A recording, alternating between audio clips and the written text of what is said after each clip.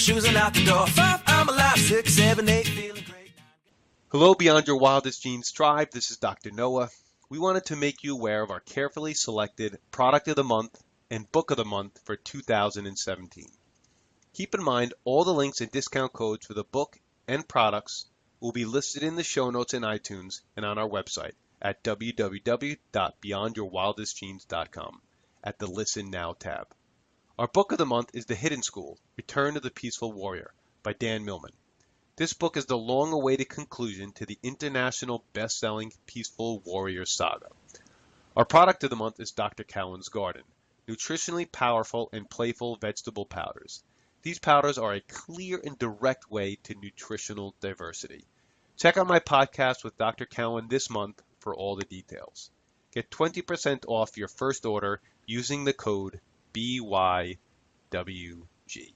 Hello and welcome back to Beyond Your Wildest Dreams podcast. My name is Dr. Noah DeCoyer and I'm your co-host. Today our guest is Dr. Tom Cowan. Dr. Cowan, you've been one of my biggest virtual mentors in shaping how I view health and healing, so I'm super excited to have you on today. Thank you for being available. Oh, that's nice of you to say. Thank you for having me. So, before we dive deep, let me do your bio and then we'll get started. Dr. Thomas Cowan has studied and written about many subjects in medicine, including nutrition, anthroposophical medicine, and herbal medicine. He's the author of Human Heart, Cosmic Heart, How and Why to Eat More Vegetables, The Fourfold Path to Healing, and co-author with Sally Fallon of the Nourishing Traditions book of baby and child care. Dr. Cowan has served as Vice President of the Physicians Association for Anthroposophic Medicine and is a founding board member of the Western A. Price Foundation. He has lectured throughout the United States and Canada. I have to, before we start, because I've never heard the term before except for some of your more recent interviews, anthroposophic medicine. Is there a quick definition for that? Anthroposophy means wisdom of man, which is kind of a lofty title. It's basically a guy named Rudolf Steiner. Sure, okay.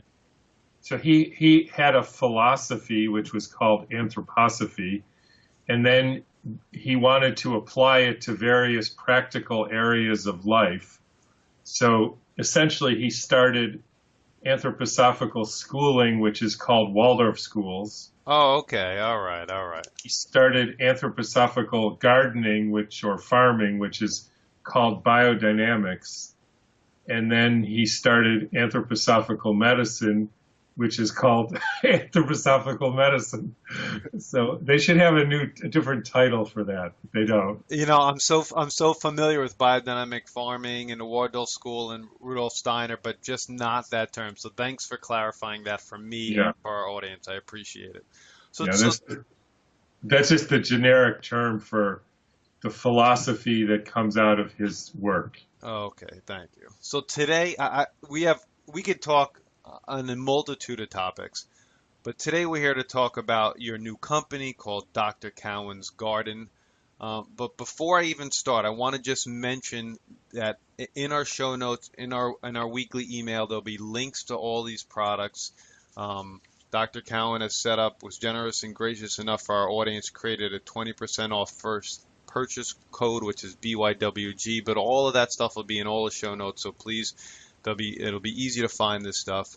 But before we dive deep on Dr. Cowan's Garden, Dr. Cowan, can you give our audience a little bit of background about yourself and your journey, just to kind of set the stage? I grew up in, I'd say, a fairly usual way. Mostly was what I guess people would call a jock, very intense basketball player and golfer mostly. Then I went to college, didn't like it because I just didn't like it. So I got out of there as quick as I could, joined the Peace Corps, and went to Southern Africa, where I learned about the work of Rudolf Steiner and Weston Price while living in a mud hut in Swaziland, which I think that's the only person probably alive who can say that. I had not much else to do, so I started learning about gardening and food and, esoteric thought and what medicine really could be. So that led me to decide I could, in fact, go to medical school.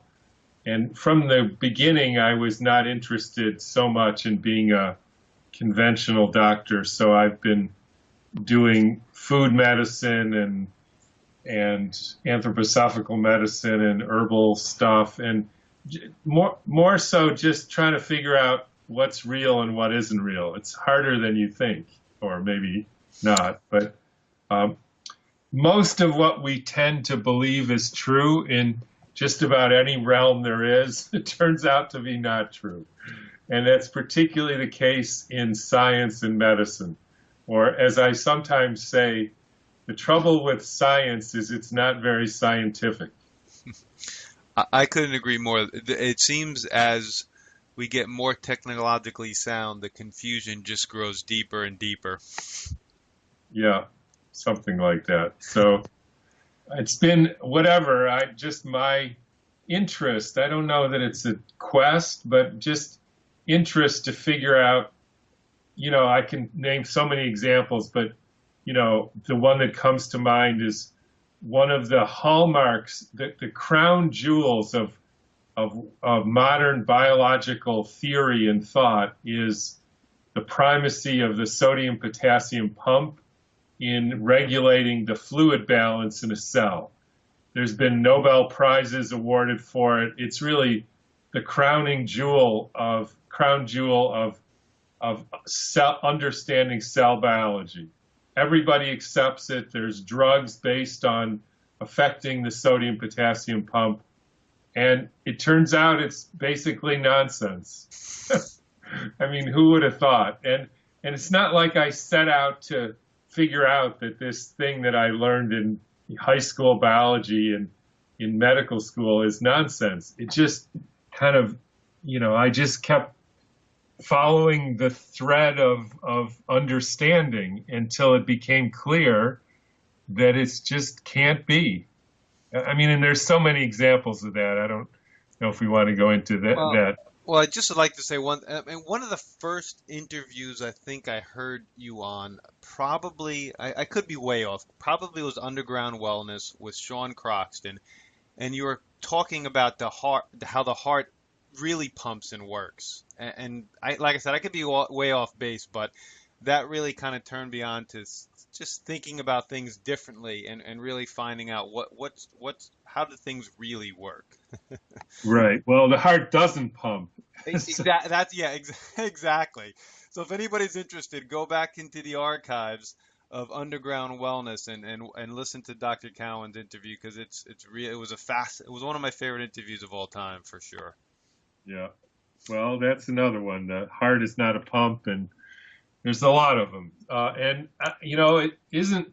A lot of these I was told about or learned about in anthroposophical medicine, but frankly, not all of them, and not even most of them. It's just, it's just my destiny, I guess. People tell me things like that, and I say, well, that can't be. But then I look into it, and it turns out it can be. I hear you. I agree. So let's get into Dr. Cowan's garden today. Where did this whole idea come about? Why did you decide to start this business? Where is its origins? Where do you see it going? Tell us a little bit about it. I mean, so I've been interested in food. Some people would call me a foodie, which, that's true, because I spend, even to this day, I make my own bread and make my own bone broth and make my own sauerkraut and, make my own herbal extracts. And, I spend a lot of time in the kitchen, food processing, et cetera. So just suffice to say, I'm very interested in food and also in medicine. And one of the things I learned, and this is, I think, one of the central questions that anybody needs to ask themselves about health is are modern Americans in the best health of anybody who's ever lived? Not even close. Yeah. So, well, you say that, and I agree with that. But the interesting thing is, modern doctors would vehemently disagree with you. They say we're the healthiest people have ever been. That's one of the hallmarks of medical education. That because of modern medicine, people live longer on a healthier and less disease than anybody who's ever lived. And I think that's completely wrong.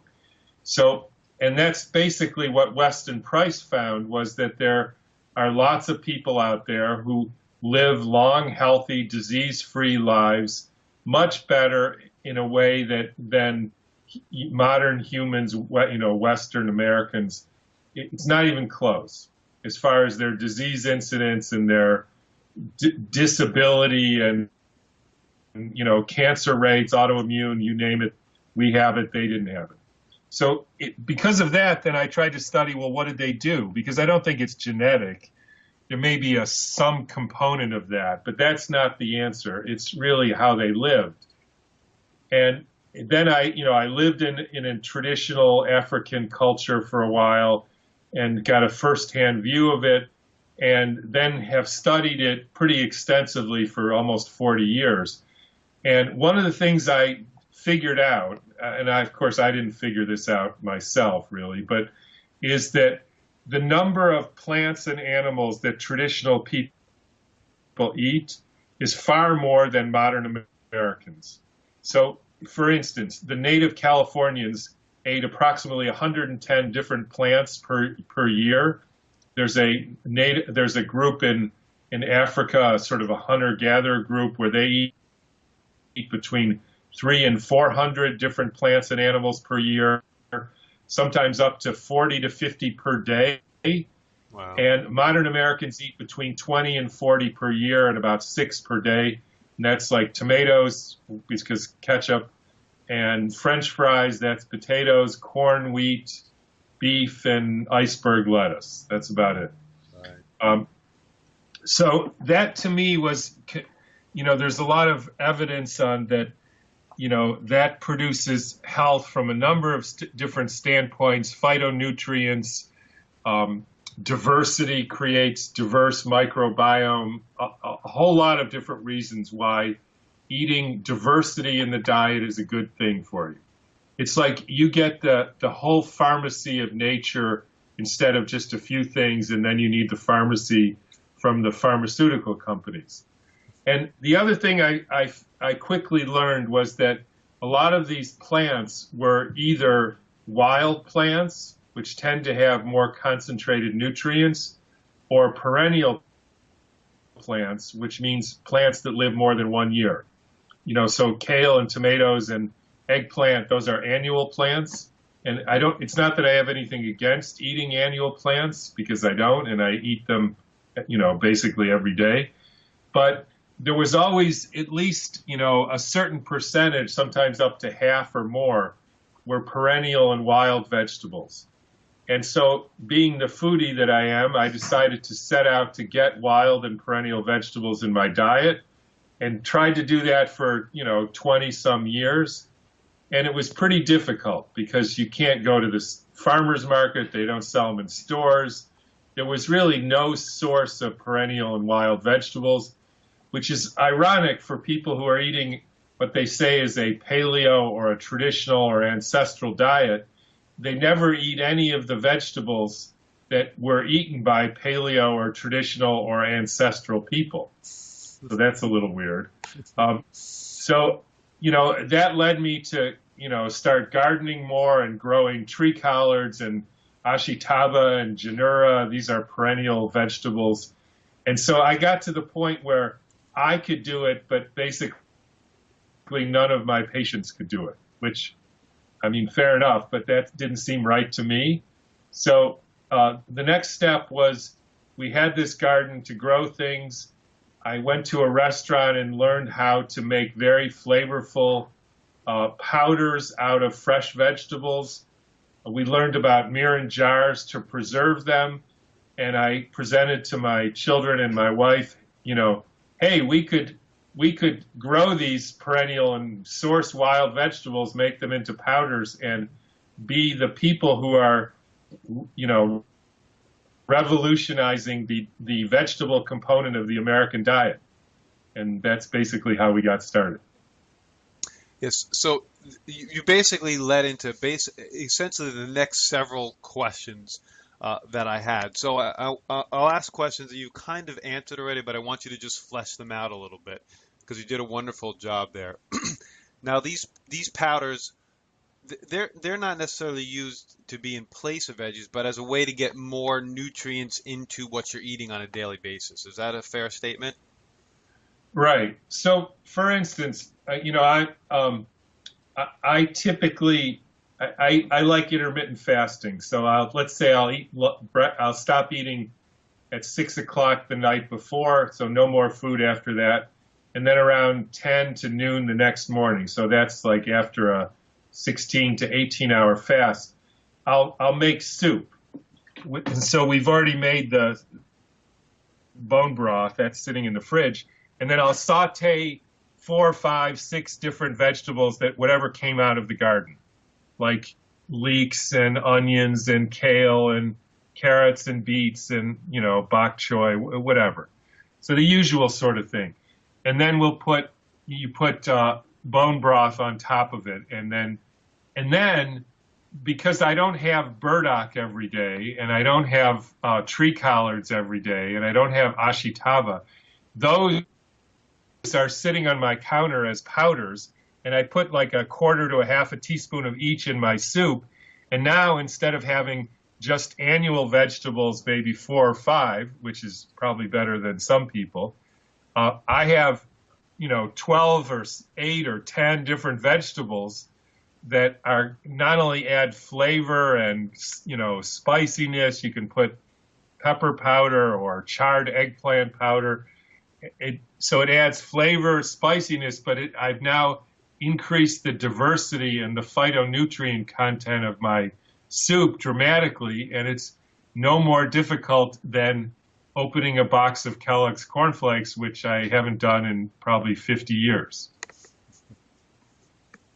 I understand. So, you know, let me say it like this. So I tell people, you know, burdock is great. It helps detoxify. It helps your skin. It helps your liver. There's even a report, possibly, that it helps get rid of like agricultural chemicals because it upregulates your liver. So I tell people, so eat burdock every day. And you know how many people over the last 20 years have eaten burdock root every day? none. 0, including me, even though I'm into it. Although I don't like to grow it because it's invasive and it's a pain in the ass. But so now we take burdock, we steam it, and then as soon as it's ready to eat, we fix it essentially at that stage by drying it. And then we grind it and put it into these mirin jars, which maintain the freshness. And so I can now eat burdock, like a whole burdock root every day, and I never used to do that because it's just a pain.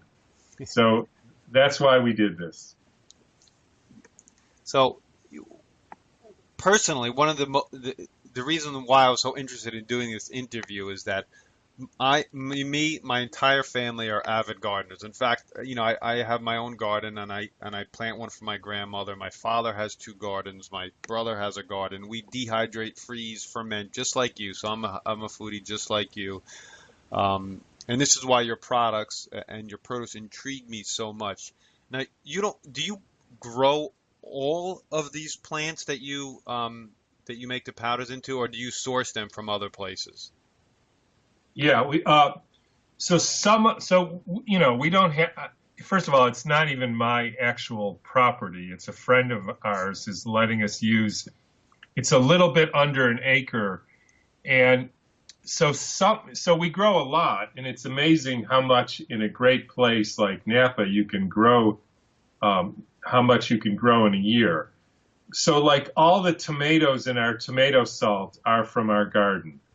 And all the, 3 of the 4 components of the perennial greens mixture, the tree collards, the Malabar, and the Genera, almost all of that comes from our garden, and then we have a farmer friend down the road who grows some Malabar for us. Um, Whereas with beets, first of all, beets take up a lot of room, they take up a lot of time, and so that would be the whole garden to just do our beet powder. And the other thing about beets is they're not that hard to grow, organically and get a good beet. So those we source from, the best place we can. I mean, mostly around here, local. We're looking into the best way of doing that. We're looking into getting, biodynamically sourced beets, but they're certainly all organic, and they're the best quality, the best varieties that we can find. The pumpkins all came from our garden, which is why we had so little, because we lost some. But we use like heirloom, Native American pumpkins and, New Zealand pumpkins that are basically the most nutritious and the most flavorful. So, I garden for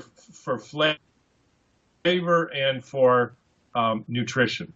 And I tend to think, if I want to say, oh, okay, I want to grow a pumpkin, which pumpkin should I grow? I go to the people who know the most about pumpkins, which I think are the Native Americans, and so I grow their pumpkins.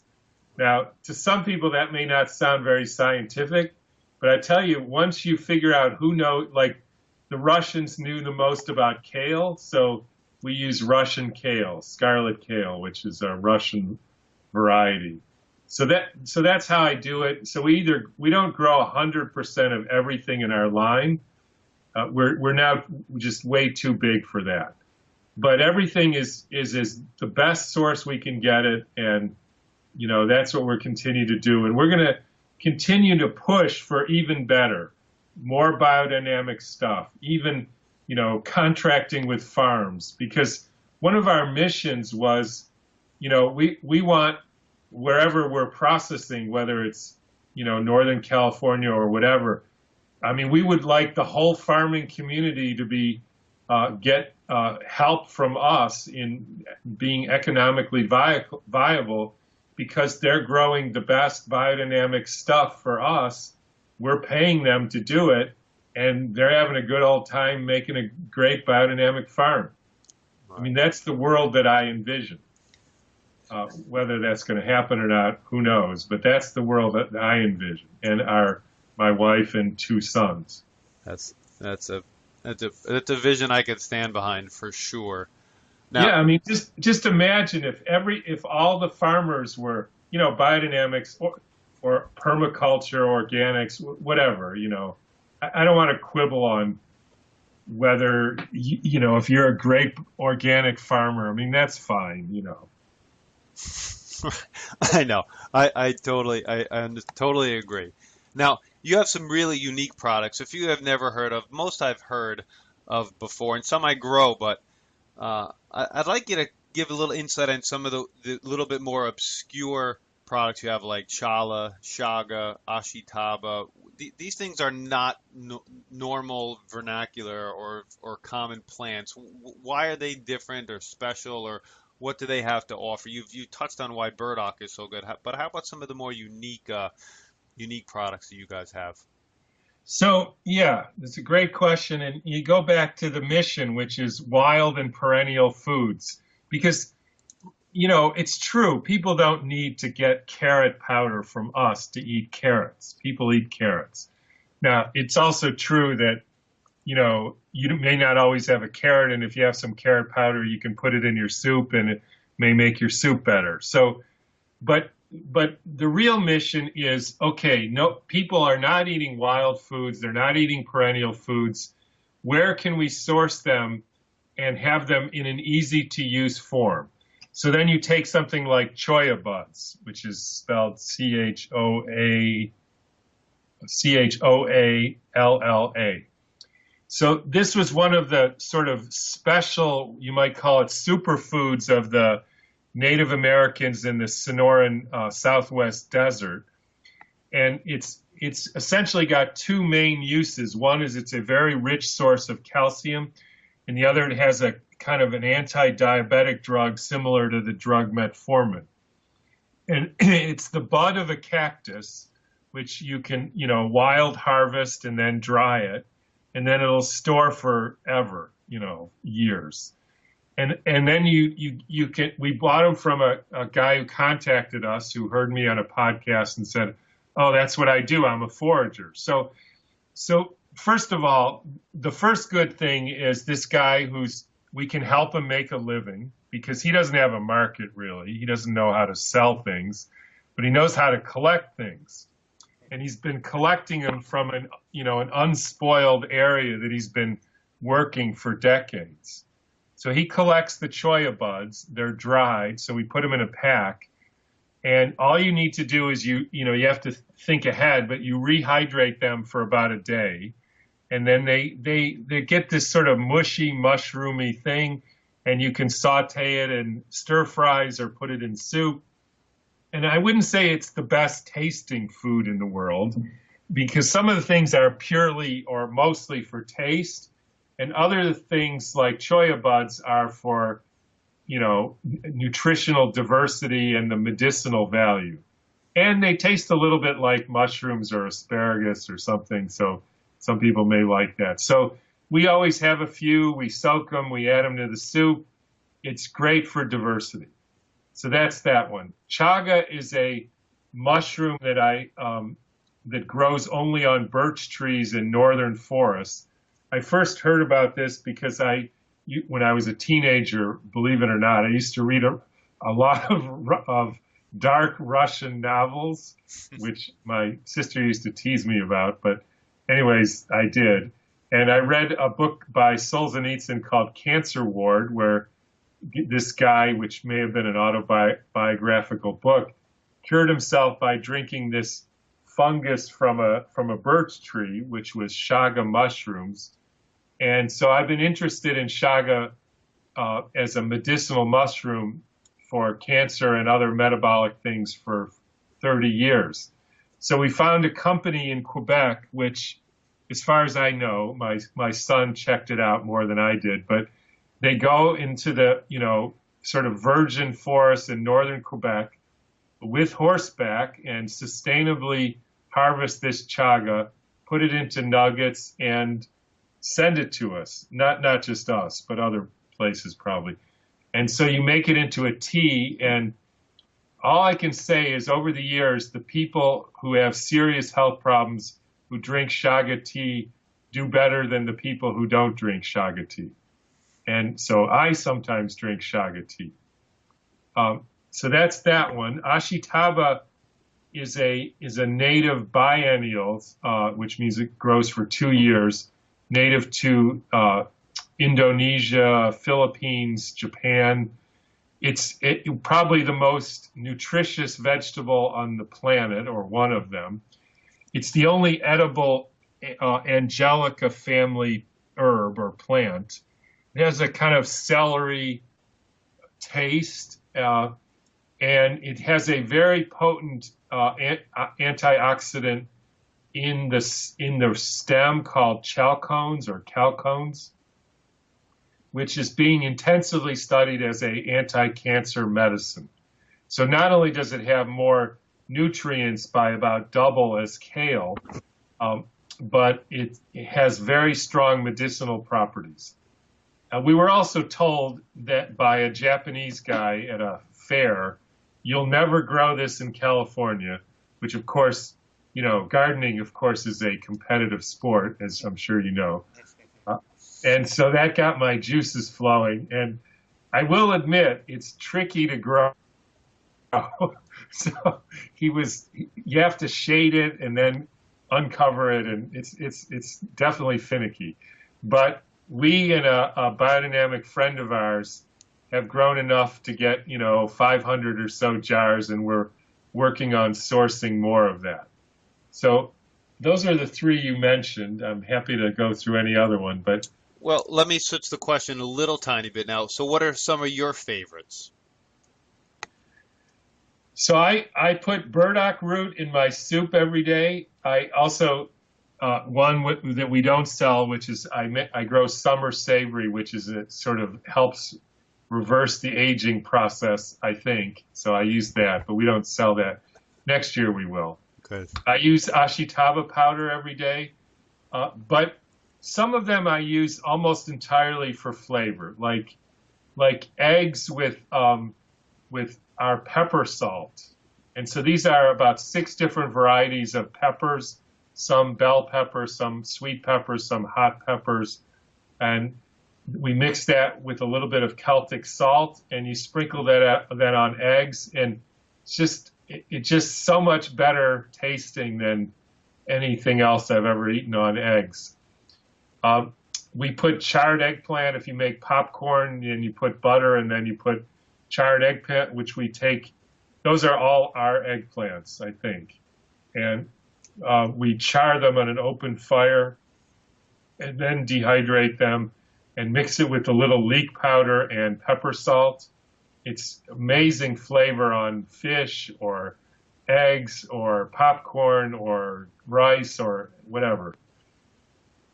So those are my favorites. I also like the taste of leeks. So even though I eat a lot of leeks, I put leek powder in everything, just about. Leeks also, interestingly, have been shown to be the #1 food that enhances the diversity of a person's microbiome. This came out of the Human Microbiome Project. So that's a great addition to people with digestive troubles and things like that, IBS, Crohn's, colitis. What's the reason for leeks being the #1 food? Is there, because I heard you in that another interview, and that really was astounding to me. What's the reason there? I don't know. That's an Here's honest answer. I mean, it's one of those. It is what it is. That's what they found. Cool. But if I had to make a guess, it's #1. Leeks have, like all of the allium family: onions, garlic, leeks, ramps, etc. They all have antimicrobial effect, so they kill off pathogens. That's #1. #2 is they have chemicals in them which are called prebiotics, which are nutrients that the good bacteria need in order to live. Because after all, what grows in your gut, which is sort of everything health-wise, is dependent on what you feed it. And if you only feed it 6 foods your entire life, you're going to get a predominance of a very few microorganisms. Whereas if you feed it, 300 different plants in your life, you'll encourage much more diverse organisms that find their food, because what grows is what you feed it. And apparently leeks have chemicals which are called prebiotics, which feed the most diverse organisms that we've found in the gut.